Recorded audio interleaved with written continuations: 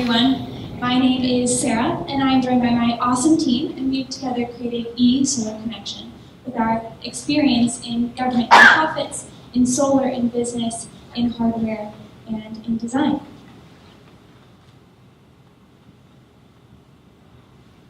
Our mission is that we want to create community around solar. We want to make solar accessible for all people. We are connecting low-income households with the knowledge and capital to build solar infrastructure. Our goal would be by 2025 to have 100 homes in Ohio outfitted with solar panels. And we'll do that by partnering with organizations to first identify our initial grant recipients. The market for solar is there. The price is decreasing year by year. It's really quite affordable now. But the problem is it's still majority affluent people who are using solar. So we see with households below $40,000 a year household income, that accounts for only 5% of the solar market. Based on our research and the surveys we've done this weekend, we found that most people don't know where their energy comes from, but it's important to them where it does come from. And more than half want to help other homeowners become energy independent.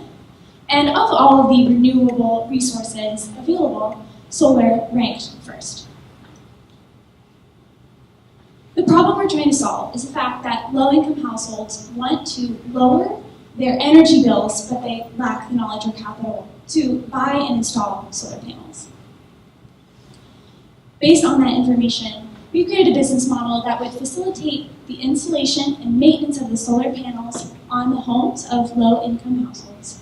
We provide the solar panels in a way similar to what Habitat for Humanity does when they're building homes. So we have the expectation that the family will leave the solar panels on the home should they move, and that they'll be involved in the installation and maintenance process so that they can learn to keep them up themselves.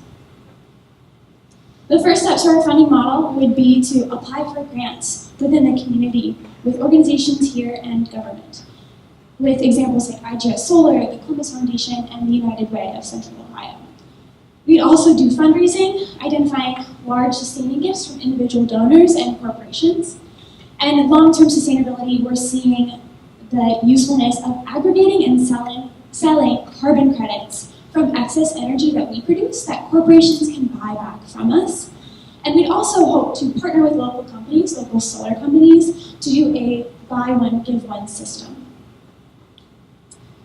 Here's an example of the first kind of product we offer. This would be a single family home unit. It costs about $13,000, $14,000 to both buy and install with tax credit incentives. And longer term, we'd hope to scale this to communities because we know low-income households in Ohio are making about $48,000 for a family of 4 or less. And many in that community can only afford to rent. They're not homeowners. So long-term sustainability, we want this to be a program that helps individuals and whole communities access solar energy. Our social impact model is our need is there. Ohio's energy production for solar is less than half of 1%, but we will expect to build this system into homes, generate into neighborhoods, and we know that the savings are there as well. So for this example family of 4, this low-income family could save about $1,500 per year if they switch to solar. We have an example of our MVP, our website.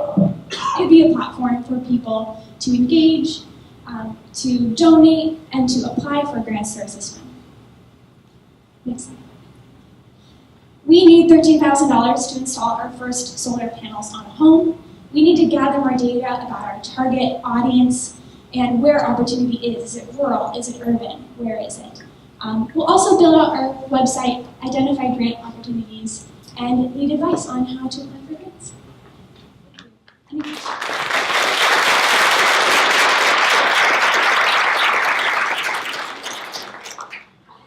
So, have you looked out there and taken inspiration from any of the other nonprofits that are out there that do something similar, or sort of know what else is out there in terms of nonprofits doing the same type of thing?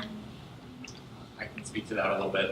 We have done a little bit of research. There are people who are kind of trying to build community and provide resources, but we have not found anybody who kind of uses this Habitat for Humanity model, trying to kind of foster that ownership that comes with building this yourself and learning to maintain it yourself. What is the path forward? So after you get your first 13, how does the model continue? So basically, we already have pretty much everything we need in terms of experience and labor, et cetera. We need to buy the materials, make a model test case, implement on a house, and then from there, you've got testimonial, you've got proof of concept, you've even got the numbers from the production and the savings, et cetera. I think it'd be very compelling to partner with a lot. We've even identified that through some of the available grants from the federal government can even pay half the costs that through the agriculture department provide $7,500 grants. It'd be wonderful to match those people up in addition to this, where our fundraising would only have to put up half the money, right? So